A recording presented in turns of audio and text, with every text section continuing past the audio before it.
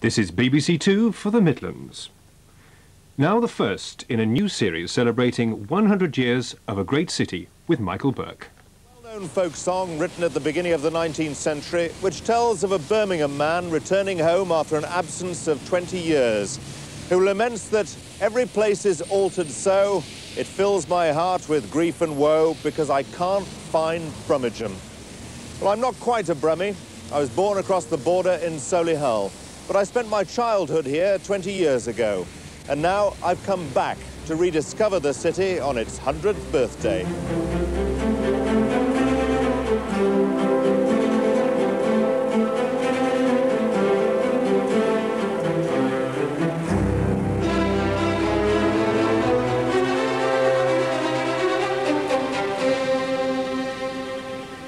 When that folk songwriter came back here, it was still a market town. And yet only a few years later, the phrase "Made in Birmingham" was known throughout the world. The city's motto is "Forward," and over the years, most other British cities owe something to ideas pioneered here. There have been mistakes too, but what is never in question is the resilience of the place, its ability to improve, to change, to roll with the punches. This, the character of the people, is the key to Birmingham's history.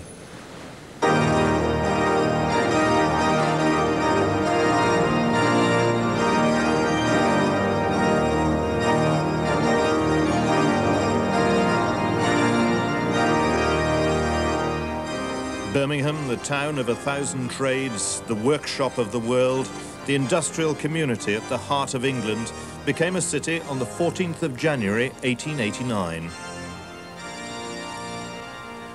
It was no real surprise that only a year later an American journalist was describing Birmingham as the best governed city in the world.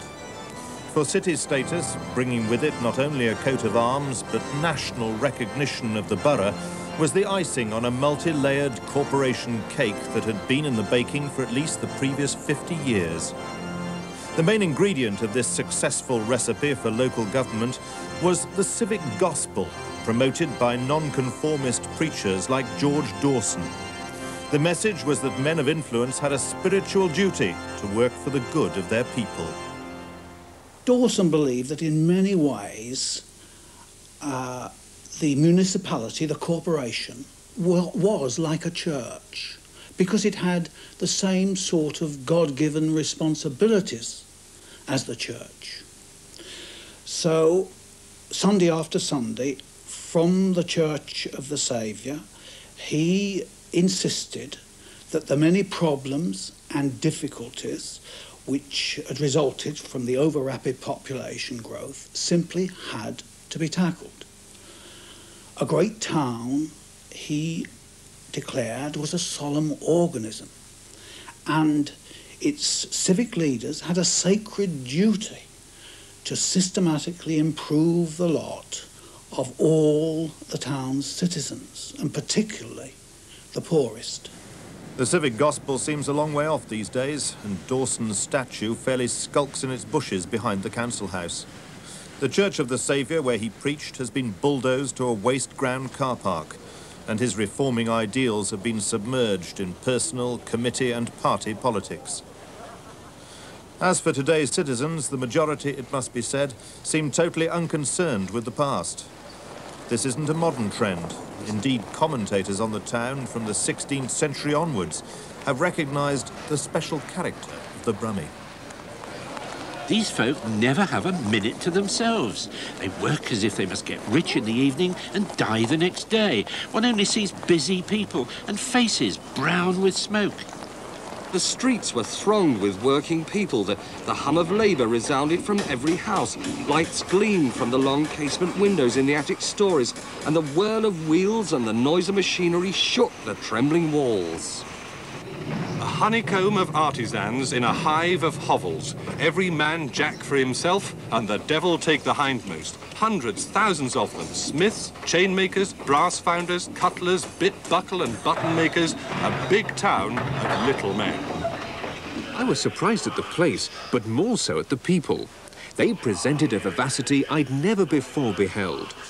I had been among dreamers, but now I saw men awake. Their very step along the street showed alacrity.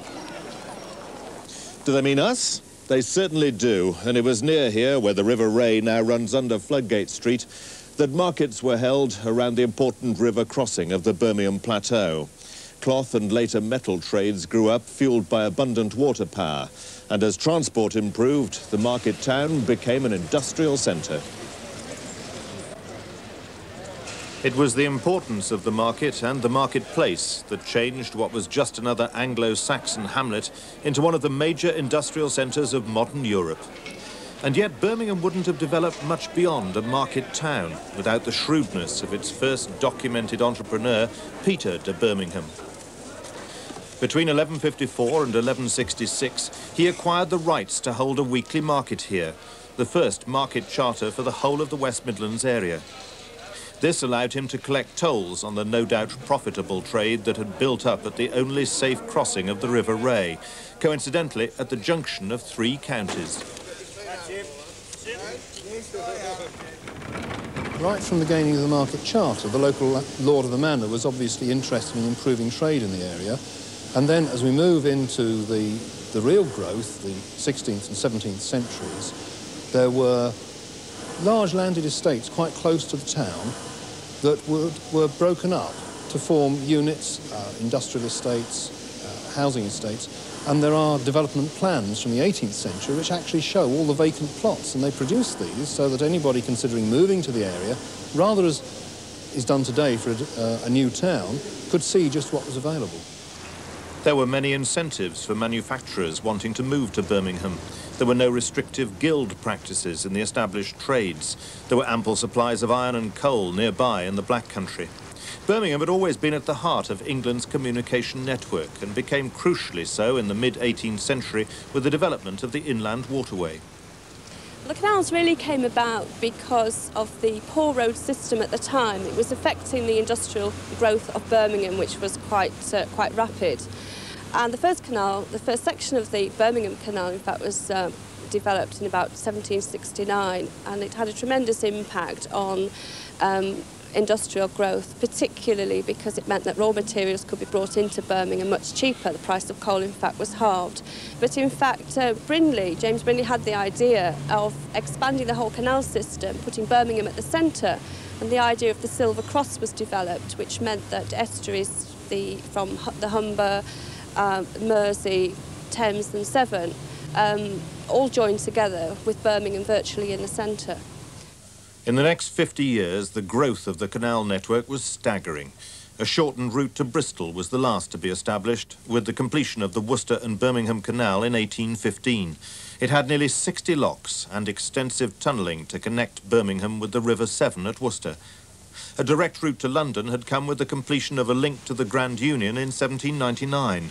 And 20 years before that, the Grand Trunk Canal had been driven through the Black Country to the ports of Liverpool and Hull. Birmingham's businessmen were quick to recognise the advantages of this cheaper transport. Wharves and canal basins sprang up throughout the town, and from the end of the 18th century, narrowboats were trading with all Britain's major ports, so realising Brindley's dream. It was against this background of the Silver Cross of national canals that Edmund Burke first described Birmingham as the toy shop of the world in 1777. Here they made everything from jewellery to guns, from pens to swords, from buckles to buttons. The key to this expansion was power. Sarehole Mill was one of a score of water mills set up along Birmingham's rivers, originally to grind corn. As the mills changed over to more industrial uses, the 6-year ownership of Sarehole by local manufacturer Matthew Bolton taught him valuable lessons in the unreliability of natural power that were to pay dividends later. For it was the harnessing of steam power, fuelled by cheap Black Country coal, stoked by Matthew Bolton's partnership with the engineer James Watt, that was to revolutionise Birmingham's industry. Several of his pumping engines had been installed in the Midlands by the late 1770s. Among the first half dozen was this, built to pump water for the Birmingham Canal Navigation Company in Smethwick. Bolton quickly realised the potential of engines that would turn machinery, and though he's remembered as part of the Murdoch, Bolton and Watt trio, it was his partnership with Watt that was special. I think this was the coming together of two men who exactly complemented each other. Matthew Bolton was the local man with tremendous business skill, with contacts to raise the finance. James Watt was a canny Scotsman, an engineer, a man with contact with science, but a man who needed pushing. He would not, I think, have got anywhere near as many of his inventions into production without a businessman behind him. With the setting up of a proof house for Birmingham's gunsmiths, with the Silver Cross of Canals established and a local assay office, Birmingham could swap the title Toy Shop of Europe to that of Workshop of the World, with an unrivalled tradition of skilled craftsmanship.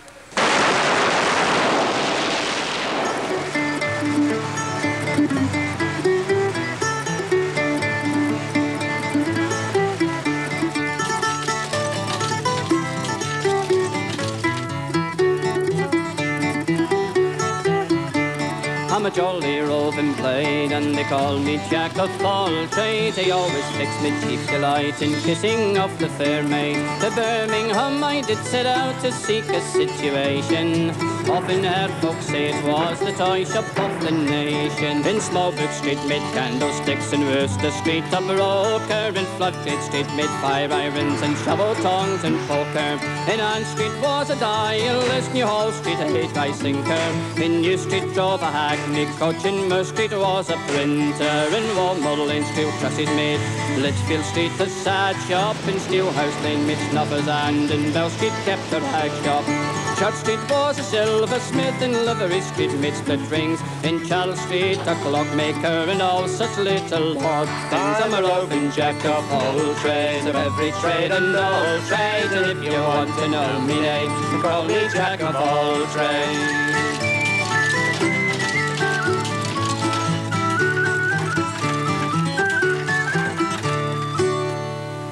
It's often been argued that in this period there really wasn't all that much in the way of distance between masters and men, that the hard-working craftsman, hard-working artisan, could put a bit by and could become a small master.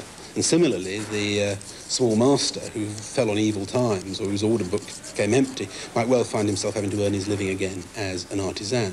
But I don't think we should have too rosy a view of what Birmingham was like in that time. On the one hand, there certainly was conflict between masters and men. They didn't always agree by any means on political or economic affairs. There were strikes, there were trade unions, even in the period when trade unions were, on the face of it, very strictly banned by law. Also, the comparative prosperity of Birmingham working men was made possible by really quite appalling conditions for others in the Birmingham workforce.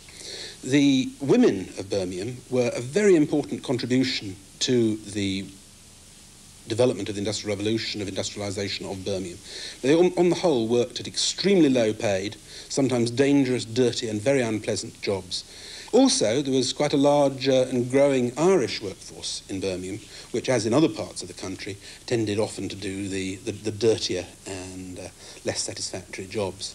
It was the coming of the railways that employed many of that Irish workforce. Birmingham's first train arriving on the 4th of July, 1837 from Liverpool. I think the railway was the replacement for the canals and the stagecoach, really, and it enabled the cheaper transportation of goods and then the cheaper transportation of people. To accommodate the new arrivals, a great swathe of Birmingham was flattened and a new terminus erected. It must have been described almost as a sort of cathedral, because if you can imagine how beautifully clean it was in those days, with all that lovely glass roof and all that beautiful Victorian scroll work and cast iron work, and when it was kept clean, and it certainly must have been kept clean in those days, as you can see from those lovely illustrations in the old magazines, it must have been something really to go and have a look at. The iron cross of railways made it easier for firms to export goods and to move their factories out of the cramped city centre. Of all the city's trades, Birmingham's gunsmiths were most prone to the whims of international politics, and it's not surprising that when threatened, they were prepared to take the risk and move out of the town to a site bordered by the railway. The gun trade in Birmingham had been established for close on 200 years, but it was very much a craft trade.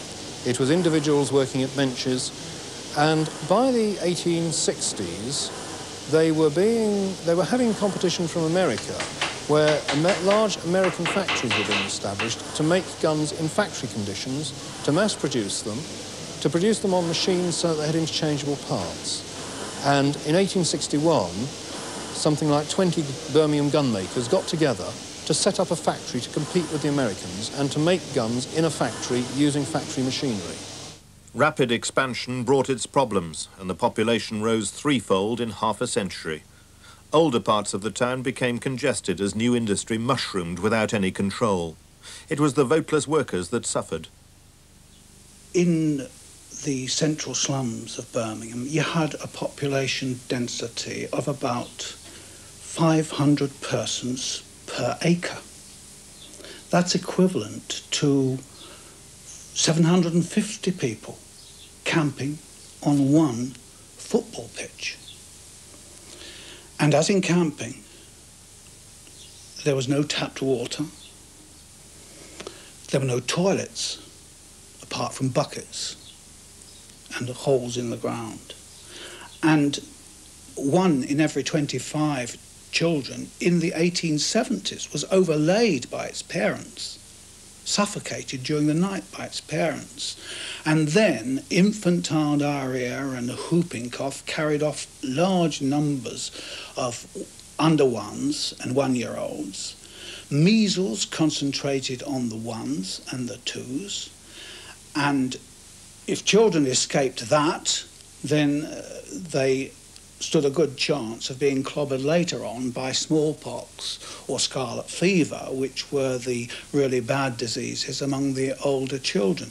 And just to make things absolutely impossible, the prevailing social philosophy of the time was laissez-faire, leave things alone. The American who described Birmingham as the best governed city in the world had also recognised that it was a business city, run on business lines. Indeed, it was not just a businessman, but a salesman who emerged to push through the greatest corporation achievements of the closing years of the 19th century. Joseph Chamberlain had come to Birmingham to work for his uncle Joseph Nettleton, a screw manufacturer. He married into prominent nonconformist families, became enthused by the civic gospel of social reform preached by George Dawson and the movement for educational reform proposed by the Reverend Robert Dale. Under their influence in his 3 years as mayor, Chamberlain was to alter the face of Birmingham for all time. Birmingham's last gas lamp was removed exactly 100 years after Chamberlain had persuaded the council to take over a handful of privately owned gas companies and use the profits to relieve the rates. Gaslight had arrived in Birmingham under the mantle of William Murdoch, who had illuminated his colleague Matthew Bolton's Soho works as a great advertisement of the power of gaslighting as early as 1802. Gas for street lighting was picked up first by London and didn't reappear in Birmingham for another 16 years. But with several companies laying mains, selling gas and trying to maintain equipment, the service was patchy, inefficient and costly. Under municipal control, with Chamberlain, the wizard of the gas, at the head of the gas committee, the service was rationalised and the price gradually brought down by a cumulative 30% to the consumer. The municipalisation of water, on the other hand, was promoted largely on grounds of health, and the arguments leading to the city's eventual purchase of the Elan Valley in Wales were impossible to fault when most of the city's wells were contaminated. Any water that was available was so foul it was little better than sewage, so much so that the poor were forced to steal water from the waterworks company's taps. But gas and water were nothing compared with Chamberlain's final campaign for city improvement. Here again, though, lack of money was a major problem. Chamberlain cut through that problem. He said, apart from municipalising gas, which helped, he said we will borrow the money. And he cajoled and bullied and it was that really, he cajoled and bullied the town council into borrowing £5 million in the space of 3 years. That's equivalent to about £250 million today. And you have to see it against the context of the 1860s, when the average rate raised about £100,000. So he got hold of this vast sum of money by introducing the borrowing technique, in a sense, and that's what enabled him to finance the whole improvement scheme. And of course, it was this idea, plus Dawson's doctrine, that was adopted in all the other towns across the land. I mean, Chamberlain showed the country, really, how to run a civic authority by borrowing money. The Great Improvement Scheme was based on a mighty new road, known appropriately as Corporation Street. It was sold to the council as a slum clearance scheme under the Artisans' Dwellings Act, and mostly completed by 1889. Corporation Street is not that different 100 years on, particularly above shop front level. Back at the turn of the century, this Parisian-style boulevard with its plate glass windows and fashionable shops soon eclipsed New Street as the premier street in the city.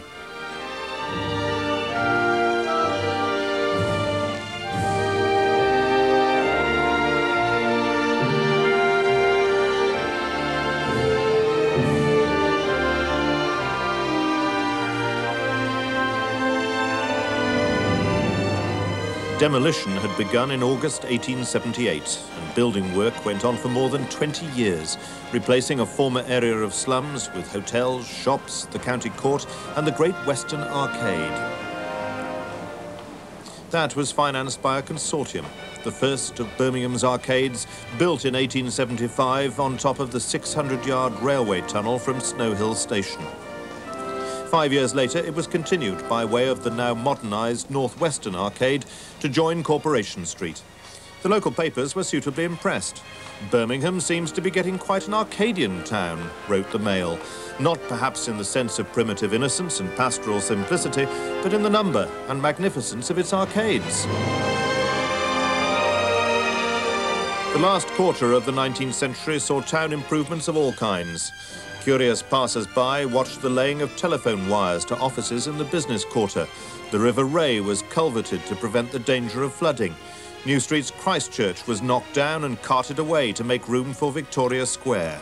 And everywhere, roads were dug up for Birmingham's new tram lines.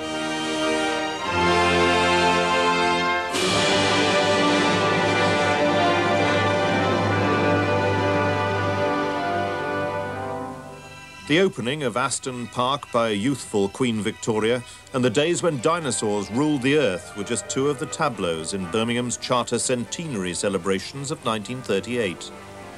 In the 15 years after the granting of that charter, a dinosaur mentality had blocked any significant progress towards social reform in the council chamber, and battle royal was fought between the rival economist and progressive parties. But largely because of the charisma and energy of Chamberlain and the Dawsonite civic gospel, this futile wrangling didn't last forever.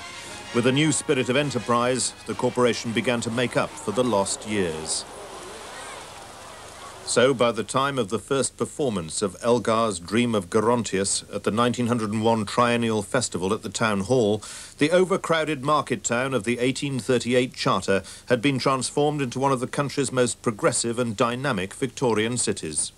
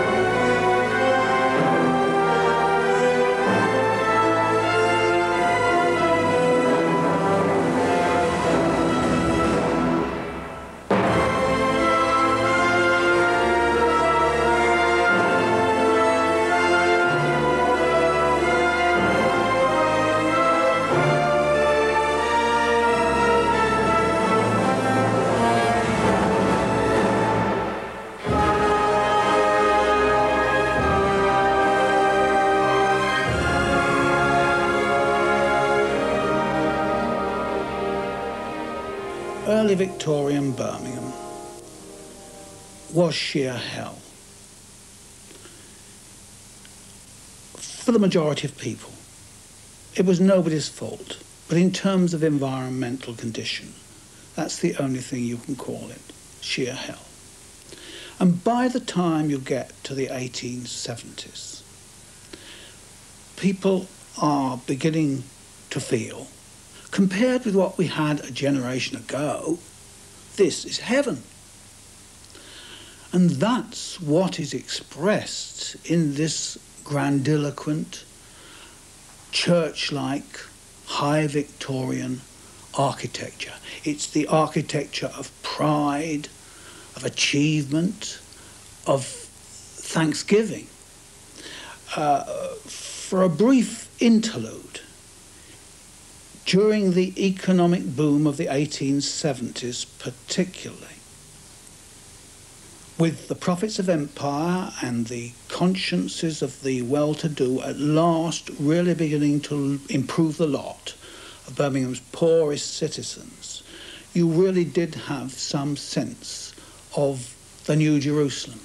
And indeed, fittingly, it's at that time that you even find the ornate, over-earnest Victorian architecture in the working class houses themselves, because you can still find in Birmingham little terraces of what were originally 5 shilling a week houses, little terraces of these houses with Romanesque doorways and pointed Gothic windows.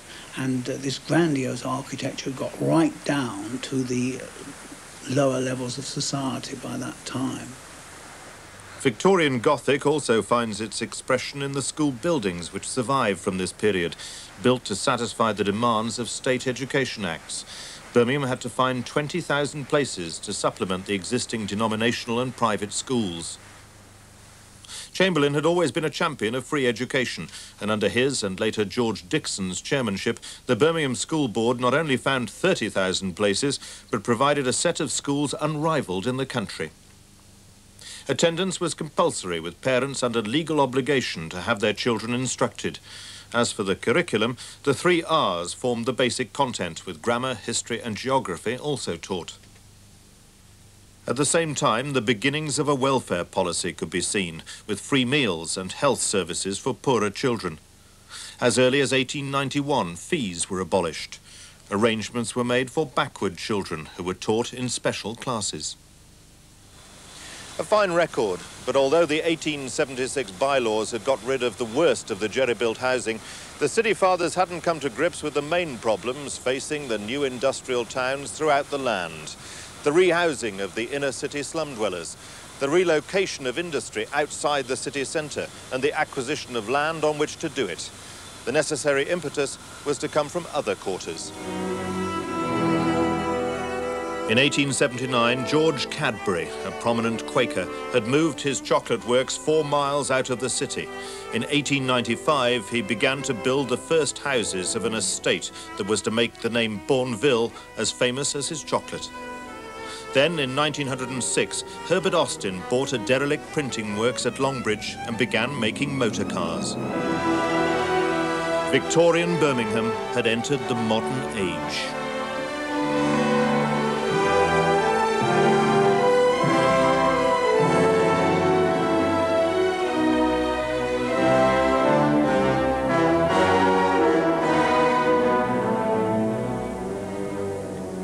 There's a competition which accompanies this new series in which you're invited to make history. If you'd like to get hold of a brochure called 5 Ways into Birmingham's Past, giving full details of how to enter the competition, then it's available free of charge from reception at Pebble Mill, Birmingham Libraries and branches of Barclays Bank in the Birmingham area.